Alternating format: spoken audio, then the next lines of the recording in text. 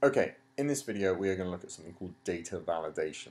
Sounds kind of boring, but actually is kind of interesting.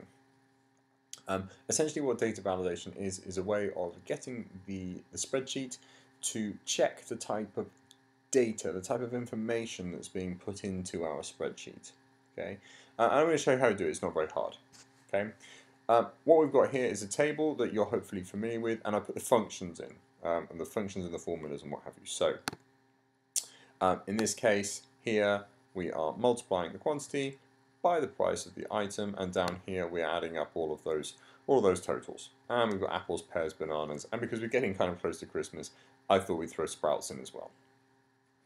Next, we want to make sure the quantity that gets put in there is a number, say 10, not a word, say 10. Okay. So what we're going to do is we are going to select all of those cells. Okay, we're going to right click and we're going to scroll down this list until we find data validation. It is right at the bottom. Okay, and then this appears in one of a couple of ways. I fiddled around with this before I started the recording, so it's appeared like this, but for most of you it will appear like this. Okay, it's going to say list from a range. Okay, now what's quite important is having already selected the cells, we don't change this. And for our purpose, we're not interested in list from a range. We want to check to make sure that we are putting numbers in there. So we're going under the criteria section, we're going to click and we're going to go to number. Now, depending upon what you want to do, you might want to say between, as in between 0 and 10, or not between, so any number that is not between 0 and 10 would be acceptable. Less than, so maybe a number that is less than 10, less than or equal to, so 10 or less, greater than, so on and so forth. We could also say it has to be a particular number if we really wanted to. I'm going to stick with between for this example. Okay, and I'm going to say between 0 and 50. Okay, who wants more than 50 apples? We have a few settings here. We can say show warning, so it'll let you put the data in, but it'll pop up and tell you that it's the wrong type of data. Or we could say reject input. It won't let you put it in there. Okay, reject input is probably a bit more appropriate in nearly every case. We want it to stop people from putting the wrong information into our spreadsheet. Under this appearance section here, we can also say show validation help text, and Google, rather helpfully, puts some stuff in for you. You could change this to something like, please enter a number between 0 and 50, or you could stick with what Google says. This is to help you if you make a mistake. Once you're done, once you're happy with what you've put in there, you click save. And nothing outwardly changes. The only thing that changes is when we come up here and we try and enter something. I'm going to try and type in the word 10. It pops up and says there's a problem. Please enter a number between 0 and 50. Okay. I'm going to be particularly dense and I'm going to say 51. It is a number though. There's definitely numbers. Oh, there was a problem. Please enter a number between 0 and 50. Okay, my mistake. I want 5 apples. Done. And what we can do is we can do the same thing in our price column.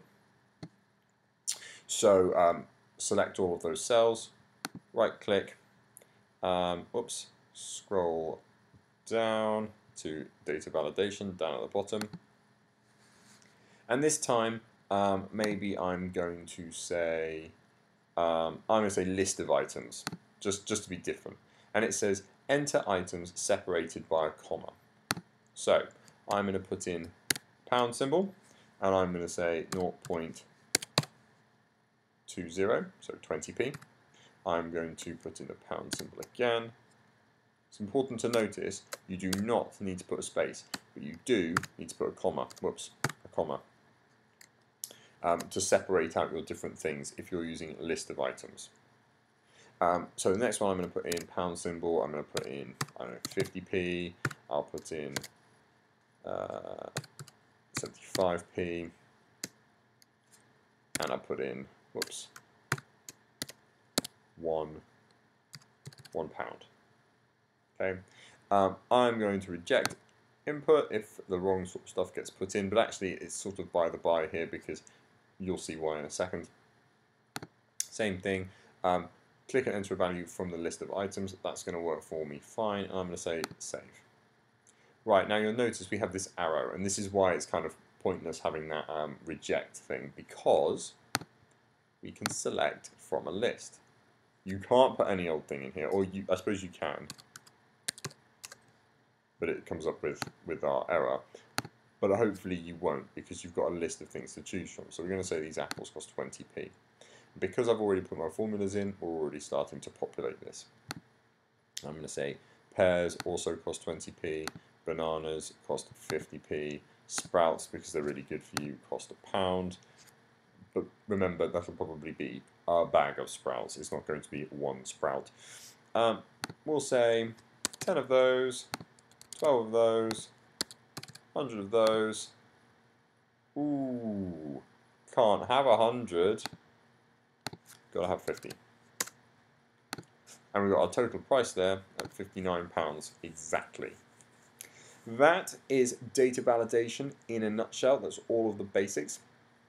Essentially, remember, it is checking to make sure you've put the right type of data in. There's lots of different types of data that you can choose from. There's lots of different methods that you can use. And over the course of today's lesson, hopefully, we're going to try out a variety of different ones. Thank you very much.